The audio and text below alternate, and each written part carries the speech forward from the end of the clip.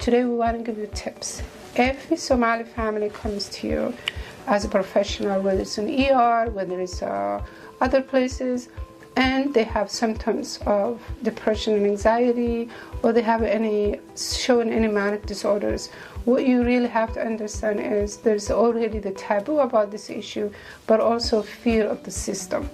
We know many families, especially Somali women, are worried about coming forward that there's a mental illness going on. This is due to the idea of, if I'm mentally ill or got diagnosed about depression or anxiety or some other things, I'm an unfit mother and I'm going to lose my children.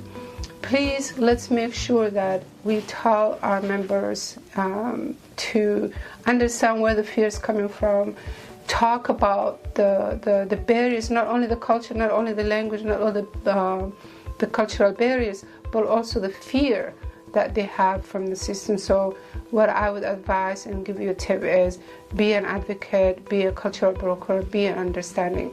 What do you think, Hassan, or what would you tell non-Somalis that are professional healthcare workers? One of the things coming up my head is please be mindfulness, because of be aware of the culture.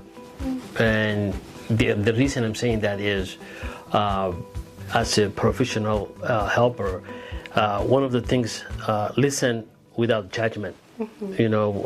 Listen to them, and then try the best you can, find out which culture this person that you're trying to help them coming from, to learn or get engaged culturally.